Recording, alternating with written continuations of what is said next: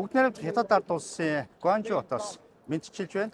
За яг одоо миний энэ ирсэн байгаа газар бол мэдээж хятадын хамгийн томдоо орох Кантон фэр буюу кантоны одоо үзэсгэлэн дээр ирсэн байна. Магадгүй дэлхийд ч гэсэн энэ бол томдоо орох байх гэж бодож байна. Тэгээд энэ үзэсгэлэнгийн хувьд бол товчхон мэдээлэл өгөхөд 1957 оноос хойш тасралтгүй явж байгаа юм байна. Одоо бол 138 дахь удаагийнх нь ийм үзэсгэлэн болж байна. Тэгээд энэ үзэсгэлэн болохдоо хавар болон намартай ингэж бас болдго юм байна. Одоо бол 2025 оны намрын үзэсгэлэн болж байна. Намрын үзэсгэлэн болохдоо 3 хэсэг хуваагдаж байна.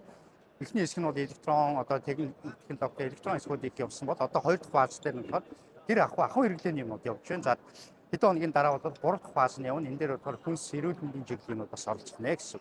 Та хэд юу гэж хэлэх гээд нэхээрээ би одоо энэ үзэсгэлэн дээр бас ингэж оролцох гээд ирж байгаагийн хувьд та нар бас магадгүй ямар чиглэлийн юмнууд сонирхож байна. Тэрийг коммент бичээд үлдээчих юм бол би нэгүр явж байхдаа та бүхний сонирхож байсан бараа бүтээгдэхүүнтэй холбоотой үйлдвэрлэгчдийн одоо мэдээллийн за дээрэс нөгөө хамгийн гол нь бол WeChat хаягуудыг бас оруулаад байх бас боломжтой. Тэгэж бас та хэдэд тус хүргэх боломжтой явна гэсэн. Тэгэхээр магадгүй та хэд заавалчгийн ирэхгүйгээр ч гэсэн өөртөө хэрэгцээтэй бизнесийнхаа бараа бүтээгдэхүүнтэйгээ холбогдох бас боломж гараад ирэхийг үгүйс. Тэгээ би өөрийнхөө чадлын ирээд богино мэдээллүүд оруулаад ингэ яваад тэгээд энэ мэдээллүүдийг бас олон хүмүүстэй сайхан түгээгээд олуулаа энэ ирж амжаагүйсэн ч гэсэн бас боломжтой газруудтай шууд холбогдох тэр контактуудыг бас түгээгээд явъя.